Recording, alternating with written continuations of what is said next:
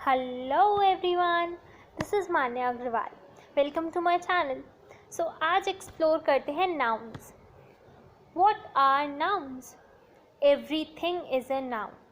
सब कुछ नाउन है, लेकिन ये कैसे है?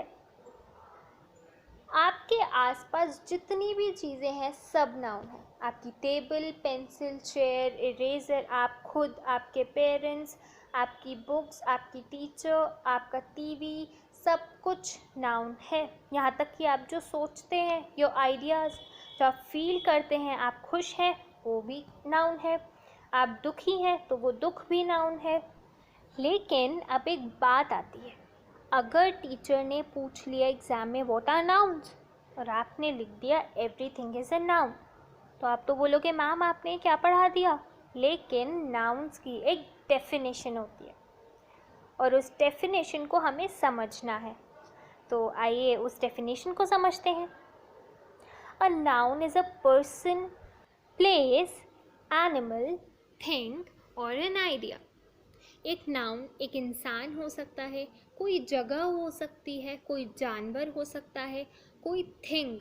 थिंग मतलब कोई नॉन लिविंग थिंग जो सांस नहीं ले सकती, जो जी नहीं सकती, लेकिन वो प्रेजेंट होती है। और एन आइडिया जो आप कुछ सोचते हैं। नाउन एक फीलिंग भी हो सकती है।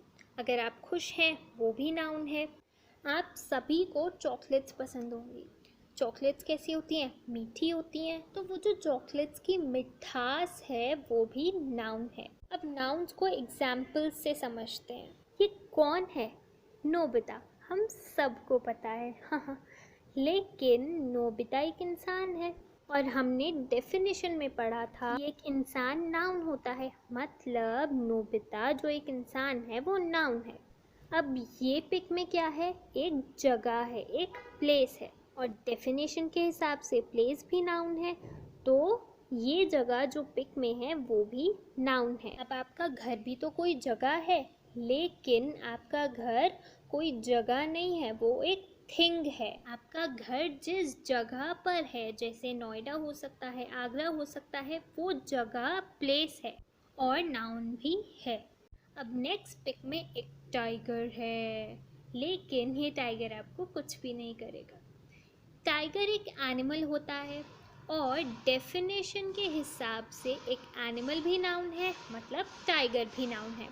अब आपका कोई और फेवरेट एनिमल हो सकता है, जैसे लायन, किसी का कैट, किसी का डॉग, तो वो एनिमल्स हैं सारे और एनिमल्स नाउन होते हैं। अब नेक्स्ट पिक में हमारे पास बहुत प्यारे प्यारे फेसेस हैं, जैसे आप लोगों का होगा। तो इन फेसेस में एक्सप्रेशंस हैं। हमारे पास जो फर्स्ट फेस है वो एक गर्ल का है, वो खुश दिख रही है, मतलब हैप्पी है। तो वो जो गर्ल हैप्पी है उसकी हैप्पीनेस एक्सप्रेशन है, एक फीलिंग है और वो नाउन है। उसके नीचे गर्ल बहुत गुस्से में है और वो गुस्सा इंग्लिश में क्या कहते हैं हम उसको? एंगर। एंगर एक फीलिंग है और डेफिनेशन के हिसाब से फीलिंग भी एक नाउन है। तो ये लड़की जो गुस्से में है, इसका गुस्सा भी नाउन है। उसके साइड में एक बच्चा है, उसका फेस बहुत सैड है, बहुत दुखी है। वो जो उसका दुख है वो एक एक्सप्रेशन है, एक फीलिंग है और डेफिनेशन के हिसाब से फीलिंग एक नाउन होती है। तो ये जो बच्चा सैड है, इसकी सैडनेस मतलब इसका दुख एक नाउन है। आई होप आप लोगों को इतना समझ आया होगा। इसके आगे हम नाउन्स के टाइप्स पढ़ेंगे। There are 4 types of noun. Noun के 4 टाइप्स होते हैं। First is proper noun. आप मेरे साथ साथ बोलते रहिए ताकि आपको याद होता रहे। Proper noun. Second is common noun. Third one is collective noun and the fourth and the last one is abstract noun. इन चारों टाइप्स के बारे में अब हम अच्छे से डिटेल में पढ़ेंगे कि ये टाइप्स होते क्या हैं, इनके बारे में पढ़ेंगे। The first type of noun we have is proper noun. Proper noun में we talk about a particular thing. हम किसी particular person, place, animal, thing या idea या feeling के बारे में हम बात करते हैं। जैसे मैंने बोला पर्सन, पर्सन तो कोई भी इंसान हो सकता है, लेकिन अगर मैं बात करती हूँ सीता की, सीता इज़ अ गर्ल जिसका मुझे नाम पता है, तो अगर मैंने किसी को बोला कि इंसान को बुला कर लाओ, तो वो किसी भी इंसान को बुला कर ले आएगा, और हो सकता है वो इंसान मुझे ना चाहिए हो। लेकिन अगर मैं उसको बोलती हूँ सीता को बुला कर लाओ, तो सीता एक लड़की का नाम है, और ये चीज़ पर्टिकुलर है कि सीता वो लड़की है। तो इसमें हम एक पर्टिकुलर चीज़ के बारे में बात कर रहे हैं, है ना। ऐसे ही अगर मैं एनिमल बोलूँ तो दुनिया में बहुत सारे एनिमल्स हैं, लेकिन अगर मैं पर्टिकुलरली टाइगर की बात करती हूँ तो मुझे पता है कि टाइगर कौन सा एनिमल है या किस एनिमल के बारे में बात हो रही है। तो यही सब प्रॉपर नाउन्स होते हैं। एक बात जिससे हमें पता चलता है कि प्रॉपर नाउन कौन सा है इनमें से, वो होती है कि हमें उस नाउन का नाम पता हो। जैसे मैंने आपको पर्सन का एग्जाम्पल दिया था सीता, तो मुझे पर्सन का नाम पता है। मैंने आपको एनिमल का एग्जाम्पल दिया था टाइगर, तो मुझे टाइगर का भी नाम पता है। अगर मैं प्लेस बोलूँ तो जगह तो बहुत सारी हैं, दुनिया बहुत बड़ी है, बहुत सारी जगह हैं। लेकिन अगर मैं एक जगह की बात करती हूँ जापान, तो उसमें एक ही जगह है पूरी दुनिया में जापान, और उसी की बात हो रही है, यानी कि मुझे उस प्लेस का नाम पता है। अब अगर मैं बोलती हूँ थिंग, थिंग बहुत सारी होती हैं, लेकिन अगर मैं बोलती हूँ पोटैटो, पोटैटो जी नहीं सकता, पोटैटो एक थिंग है, एक नॉन लिविंग थिंग है, और मुझे पता है कि किस थिंग की बात हो रही है, यानी कि आलू की बात हो रही है। तो इसमें ये पर्टिकुलर है, हमें थिंग का नाम पता है कि थिंग एक पोटैटो है, ये भी प्रॉपर नाउन हुआ। कोई फीलिंग हो सकती है, फीलिंग्स बहुत सारी होती हैं, गुस्सा, खुशी, दुख, दर्द, बहुत सारी। लेकिन अगर मैं बोलती हूँ हैप्पीनेस, हैप्पीनेस मतलब खुशी, तो एक फीलिंग का नाम हमें दे रखा है हैप्पीनेस, ये भी प्रॉपर नाउन है। आई होप आपको ये समझ आया होगा। The next type of noun which we have is common noun. Common noun में we talk about a person, place, animal, thing और an idea which is not particular and does not have name। इसका मतलब common noun में हम किसी इंसान या किसी जगह या किसी जानवर या किसी थिंग या किसी आइडिया की बात करते हैं जिसके बारे में हमें ज़्यादा ना पता हो, हमें उसका नाम ना पता हो और वो पर्टिकुलर ना हो। फॉर एग्ज़ाम्पल प्रॉपर नाउन में हम क्या करते थे कि हमें नाम पता होता था और वो चीज़ पर्टिकुलर होती थी। जैसे मैंने गर्ल की बात की, तो मुझे पता है कि गर्ल का नाम सीता है और मैं सीता को बुलाने जा रही हूँ या मुझे सीता से काम है, ये होता था प्रॉपर नाउन में। लेकिन कॉमन नाउन में हम सिर्फ उस पर्सन, प्लेस, एनिमल, थिंग या आइडिया की बात करते हैं, हमें उसका नाम नहीं पता होता। फॉर एग्ज़ाम्पल अगर मैं पर्सन बोल रही हूँ तो मुझे सिर्फ यही पता होगा कि मैं इंसान की बात कर रही हूँ। मैं किस इंसान की बात कर रही हूँ ये मुझे नहीं पता होगा। किस में? कॉमन नाउन में। अब ऐसे ही प्लेस का एग्जाम्पल ले लेते हैं। अगर मैंने बोला जगह, तो कोई भी जगह वो हो सकती है। मैंने किसी जगह का नाम नहीं बोला, मैंने नोएडा नहीं बोला, मैंने दिल्ली नहीं बोला, या मैंने कोई भी जगह का पर्टिकुलरली नाम नहीं लिया। मुझे बस ये बताया गया है कि कोई जगह है। जगह तो कोई भी हो सकती है, मतलब वो कॉमन नाउन है। अब एनिमल है, एनिमल मुझे सिर्फ ये बताया गया कि जानवर है। कौन सा जानवर है ये तो मुझे नहीं पता, वो कॉमन नाउन है। ऐसे ही सब थिंग, एनिमल, आइडिया सब के साथ कॉमन नाउन में होता है। The fourth type of noun which we have is collective noun. We talk about a group of person, place, animal, thing or an idea. Nouns में हम इन्हीं चीज़ों की बात करते हैं, लेकिन कलेक्टिव नाउन में इन चीज़ों के ग्रुप के बारे में बात होती है।